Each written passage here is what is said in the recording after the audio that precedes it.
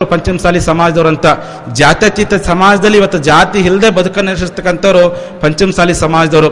ಇಂಥ ಒಂದು ಸಮುದಾಯ ಒಂದು ಧಾರ್ಮಿಕವಾಗಿ ಸಂಘಟನೆ ಆಗಬೇಕು, ಆ ಮೂಲಕವಾಗಿ ಎಲ್ಲ ರೀತಿಯಾದಂತಹ ಸರ್ವಾಂಗೀಣವಾಗಿ ಬೆಳೆಯಬೇಕೆನ್ನೋ ಉದ್ದೇಶಕ್ಕೋಸ್ಕರವಾಗಿ ಏನು ಜಗದ್ಗುರು ಪೀಠವನ್ನು ಸ್ಥಾಪನೆ ಮಾಡಿದರೆ ನಾವು ಮುಖ್ಯಮಂತ್ರಿಗಳಿಗೆ ಏನು 2A ಮೀಸಲಾತಿ ಆಗಿರ್ಬೋದು, ಇನ್ನೂ ಹಲವು ಹಕ್ಕೊತ್ತಾಯಗಳನ್ನು ನಾವು ಇವತ್ತು ಕೇಳ್ತಾ ಇಲ್ಲ.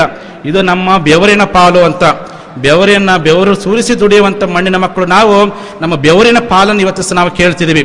ಆ ಬೆವರಿನ ಪಾಲನ್ನು ನೀಡುವಂಥ ಹಿನ್ನೆಲೆಯಲ್ಲಿ ಸರ್ಕಾರ ಆಗಿರ್ಬೋದು, ಎಲ್ಲ ನಮ್ಮ ಮಠಮಾನ್ಯಗಳು ಇವತ್ತು ಸಹ ನಮಗೆಲ್ಲ ರೀತಿರುವಂಥ ಮಾರ್ಗದರ್ಶನವನ್ನು ಮಾಡಬೇಕಾಗಿದೆ. ಆ ದೃಷ್ಟಿಯಿಂದ ಮಣ್ಣಿನ ಮಕ್ಕಳಾಗಿರ್ತಕ್ಕಂಥ ನಮಗೆ ಇವತ್ತು ಸಹ ಯಾವ್ಯಾವ ಮಠಮಾನ್ಯಗಳಿಗೆ ಎಲ್ಲ ರೀತಿ ಇರುವಂಥ ಯಾವ ರೀತಿ ಸಂಸ್ಕಾರ ಇದೆ, ಯಾವ ರೀತಿ ಬೆಳವಣಿಗೆಗೆ ಸರ್ಕಾರ ಸಹಕಾರ ಮಾಡ್ತಿದೆ, ಅಷ್ಟೇ ಸಹಕಾರವನ್ನು ಸಹ ಅದೇ ರೀತಿಯಾಗಿರುವಂಥ ಒಂದು ಎಲ್ಲ ರೀತಿಯ ನೆರವನ್ನು ಸಹ ಶ್ರೀಪೀಠಕ್ಕೆ ನೀಡಬೇಕೆನ್ನುವಂಥ ಮಾತನ್ನು ಈ ಸಂದರ್ಭದಲ್ಲಿ ತಿಳಿಸ್ತಾ, ಕೂಡಲ ಸಂಗಮದ ಬೆಳವಣಿಗೆಗೆ ಲಿಂಗೈಕ್ಯ JH ಪಾಟೀಲ್ ಯಾವ ರೀತಿ ಅಭಿವೃದ್ಧಿಗೆ ಪ್ರಯತ್ನ ಪಟ್ಟರು, ನಂತರ ಯಡಿಯೂರಪ್ಪ ಸರ್ಕಾರ ಇವತ್ತು ಬಸವ ಕಲ್ಯಾಣದ ಅಭಿವೃದ್ಧಿಗೆ ಸಹ ಬಹಳ ದೊಡ್ಡ ಪ್ರಯತ್ನ ಪಡ್ತಾ ಇದೆ.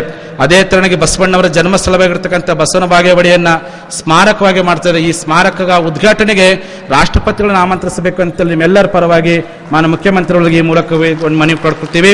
ಅದರ ಜೊತೆಯಲ್ಲಿ ವೀರಮಾತೆ ರಾಣಿ ಚೆನ್ನಮ್ಮನವರ ಒಂದು ವಿಜಯೋತ್ಸವನ್ನ ಮಹಿಳಾ ದಿನಾಚರಣೆಗೆ ಆಚರಿಸುವ ಹಿನ್ನೆಲೆಯಲ್ಲಿ ಸರ್ಕಾರ ಸಹ ಗಮನವನ್ನು ಹರಿಸಬೇಕಾಗಿದೆ ಎನ್ನುವಂಥ ಮಾತನ್ನ ಕಾರಣ, ಶೌರ್ಯ ಸಾಹಸಗಳ ಸಂಗಮವಾಗಿರ್ತಕ್ಕಂಥ ವೀರಮಾತೆ ಚೆನ್ನಮ್ಮ, ಬಸವಣ್ಣವರ ಕಾಲದಲ್ಲಿದ್ದಂತಹ ಜಗದೇವಣ್ಣ, ಮಲ್ಲಣ್ಣ, ಬೊಮ್ಮಣ್ಣ ಎನ್ನುವಂಥ 3 ಜನರು ಅವರು ನಮ್ಮ ದೇಸಾಯಿ ಮನೆತನದವರು. ಆ ಪರಂಪರೆ ಬಳಿರ್ತಕ್ಕಂಥ ಎಲ್ಲ ಮನೆತನಗಳು ನಾಡಿಗೋಸ್ಕರವಾಗಿ ಧರ್ಮಕ್ಕೋಸ್ಕರ ದೊಡ್ಡ ಕೊಡುಗೆಯನ್ನು ಕೊಟ್ಟಂತ ಒಂದು ಸಮಾಜವಾಗಿದೆ. ಆ ದೃಷ್ಟಿಯಿಂದ ಮಾನ್ಯ ಮುಖ್ಯಮಂತ್ರಿ ಕಾರ್ಯಕ್ರಮಕ್ಕೆ ಬಂದು ಅಡಿಗಲ್ಲ ನೆರವೇರಿಸಿದರೆ ಇದು ಕೇವಲ ಒಂದು ಪೀಠದ ಅಡಿಗಲಲ್ಲ, ಒಟ್ಟಾರೆ ಲಿಂಗಾಯತ ಧರ್ಮದ ಬೆಳವಣಿಗೆ ಅಡಿಗಲ್ಲ ಅಂತ ಹೇಳಲಿಕ್ಕೆ ಬಯಸ್ತೀವಿ. ಆ ಮೂಲಕವಾಗಿ ಪಂಚಮಸಾಲಿ ಸಮಾಜ ಏನು ಬಸವಣ್ಣ ಕಟ್ಟಿಡ್ತ ಲಿಂಗಾಯತನವಂತ ಮಹಾಮನೆಯೊಳಗೆ ಯಾವ ರೀತಿ ಕಂಬಗಳಿವೆಲ್ಲ, ಎಲ್ಲ ಕಂಬಗಳು ಇದ್ದಂತೆ ನಾವೆಲ್ಲ ಒಳಪಂಗಡಗಳು, ಒಂದೊಂದು ಕಂಬಗಳು ಒಂದೊಂದು ಪಂಗಡ ಇದ್ದಂತೆ ಈ ಎಲ್ಲ ಕಂಬಗಳು ಗಟ್ಟಿಯಾದ್ರೆ ಬಸವಣ್ಣ ಕಟ್ಟಿದಂಥ ಲಿಂಗಾಯತ ಧರ್ಮ ಎನ್ನುವಂಥ ಮಹಾಮನೆ ಎನ್ನುವಂಥ ಮನೆ ಸುಭದ್ರವಾಗಲಿಕ್ಕೆ ಸಾಧ್ಯವಿದೆ.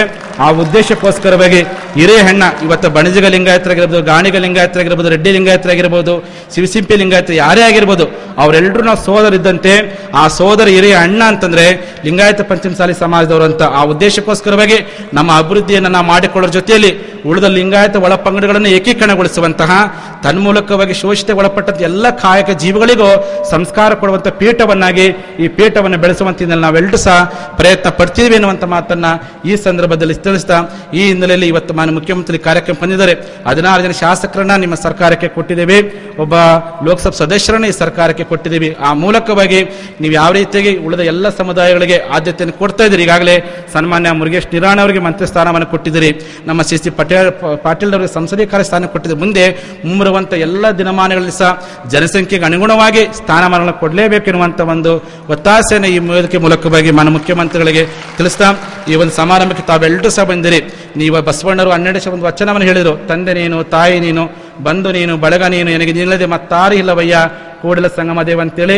ಇವತ್ತು ನಮಗೆ ತಂದೆ ಅಂತಂದ್ರೆ ನೀವೇ ನಮಗೆ ತಂದೆ, ನೀವೇ ನಮಗೆ ತಾಯಿ, ನೀವೇ ನಮಗೆ ಬಂಧ, ನೀವೇ ನಮಗೆ ಬಳಗ, ನೀವಿಲ್ಲದೆ ನಮಗೆ ಮತ್ತಾರಿಲ್ಲವ ಬಸವಣ್ಣ ಅನ್ನೋಷ್ಟು ಮಟ್ಟಿಗೆ ಇವತ್ತು ನಾವು ಸಮಾಜವನ್ನು ಕೊಂಡೊಯ್ಯುವಂಥ ಪ್ರಯತ್ನ ಪ್ರಾಮಾಣಿಕವಾಗಿ ಮಾಡ್ತೀವಿ ಅನ್ನುವಂಥ ಮಾತನ್ನು ಈ ಸಂದರ್ಭದಲ್ಲಿ ತಿಳಿಸ್ತಾ, ಇವತ್ತು ಅಡಿಗಲ ಸಮಾರಂಭ ನಡೆದಿದೆ. ಇದಾದ ನಂತರ ದೊಡ್ಡ ಅಧಿವೇಶನ ಇದೇ ವೇದಿಕೆಯಲ್ಲಿ ನಡೀತಾ ಇದೆ. ನೀವೆಲ್ಲರೂ ಸಹ ಬಂದಂತವರು ಮುಖ್ಯಮಂತ್ರಿಗಳು ಇಷ್ಟೆಲ್ಲ ಬಿಡುವಿನ ಸಮಯದಲ್ಲಿ ಸಹ ಕಾರ್ಯಕ್ರಮಕ್ಕೆ ಬಂದಿದೆ. ಯಾಕಂದ್ರೆ ಬಜೆಟ್ ಪ್ರಿಪರೇಷನ್ ಮಾಡುವಂಥ ದಿನಮಾನದಲ್ಲಿ ಒಬ್ಬ ಮುಖ್ಯಮಂತ್ರಿ ಇವತ್ತು ಯಾವ್ದಾದ್ರು ಕಾರ್ಯಕ್ರಮ ಬಂದಿದ್ದಾರೆ ಅಂತಂದ್ರೆ ಅದು BS ಯಡಿಯೂರಪ್ಪನವರು ಒಬ್ಬರು ಎನ್ನುವಂಥದ್ದನ್ನು ಬಹಳ ಸಂತೋಷ ಹೇಳಿಕೆ ಬಯಸ್ತೀವಿ. ಅಂತ ಒಬ್ಬ ಮುಖ್ಯಮಂತ್ರಿ ಕಾರ್ಯಕ್ರಮ ಬಂದು ಅಡಿಗಲ್ ನೆರವೇರಿಸಿಕೊಟ್ಟಿದ್ದಾರೆ. ಗದಗಿನ ಜಗದ್ಗುಳವರು ವೇದಿಕೆ ಮೇಲೆ ಎಲ್ಲ ಗುರುಪೀಠ ಜಗದ್ಗಳಿದ್ದಾರೆ ನೋಡ್ರಿ, ಅಲ್ಲೆಲ್ಲ ಬೋವಿ ಜನಾಂಗ ಆಗಿರ್ಬೋದು, ಛಲವಾದಿ ಜನಾಂಗ ಆಗಿರ್ಬೋದು, ಮಾದಿಗ ಗುರುಪೀಠ ಆಗಿರ್ಬೋದು, ಕಾಗಿನೆಲೆ ಗುರುಪೀಠ, ಅವೆಲ್ಲರೂ ಸಹ ನಾವೆಲ್ಲರೂ ಕೂಡ್ಕೊಂಡು ಒಟ್ಟಾಗೆ ಇಡೀ ನಾಡನ್ನು ಕಟ್ಟುವಂತ, ರಾಷ್ಟ್ರವನ್ನು ಕಟ್ಟುವಂತ ಪ್ರಯತ್ನವನ್ನ ಮಾಡ್ತೀವಿ ಅನ್ನುವಂಥ ಮಾತನ್ನು ಹೇಳುತ್ತಾ, ಮಾನ್ಯ ಮುಖ್ಯಮಂತ್ರಿಗಳಿಗೆ ತಮಗೆಲ್ಲರಿಗೂ ಸಹ ಬಸವಾದಿ ಶರಣರ ಅನುಗ್ರಹ ಸದಾ ಇರಲಿ ಅಂತೇಳಿ ಮತ್ತೆ ಬಯಸಿ ನಿಮ್ಮೆಲ್ಲರ ಅಂತಃಕರಣ ಸದಾ ಇರಲಿ ಅಂತೇಳಿ 2 ಮಾತನ್ನು ಮುಗಿಸ್ತೀವಿ. ಗದಗಿನ ಜಗದುಳ್ಳವರು, ಕಾಗಿನೆಲೆ ಪೂಜ್ಯರು ಮಾತಾಡಿದ ಮೇಲೆ ಮಾನ್ಯ ಮುಖ್ಯಮಂತ್ರಿಗಳು ಮಾತಾಡ್ತಾರೆ. ಇವೆಲ್ಲರ ಶಾಂತಿ ಕುಳಿತುಕೊಂಡು ಮುಖ್ಯಮಂತ್ರಿಗಳ ಮಾತುಗಳನ್ನು ಕೇಳಬೇಕು ಎನ್ನುವಂಥ ಮಾತನ್ನ ಈ ಸಂದರ್ಭದಲ್ಲಿ ತಿಳಿಸ್ತಾ, ಏನು ಕೂಡಲ ಸಂಗಮ ಬಸವಣ್ಣ ಕಾಲದ ಶಿಕ್ಷಣ ಕೇಂದ್ರವಾಗಿತ್ತು. ಆ ದೃಷ್ಟಿಯಿಂದ ಇವತ್ತು ಕರ್ನಾಟಕ ಘನ ಸರ್ಕಾರ ಕೂಡಲ ಸಂಗಮದಲ್ಲಿ ಬಸವೇಶ್ವರ ವಿಶ್ವವಿದ್ಯಾಲಯ ಮಾಡುವ ಬಗ್ಗೆನೂ ಸಹ ಗಮನ ಕೊಟ್ಟರೆ ಈ ಕ್ಷೇತ್ರ ಮತ್ತೆ 12ನೇ ಶತಮಾನವನ್ನ ನೆನಪಿಸುವಷ್ಟು ಮಟ್ಟಕ್ಕೆ ಬರುತ್ತೆ ಅಂತ ತಪ್ಪಾಲಿಕ್ಕಿಲ್ಲ. ನಿಮಗೆಲ್ಲರೂ ಸಹ ಒಳ್ಳೆಯದಾಗಲಿ ಅಂತೇಳಿ 2 ಮಾತನ್ನು ಮುಗಿಸ್ತೀವಿ. ಶರಣಾರ್ಥಿಗಳು.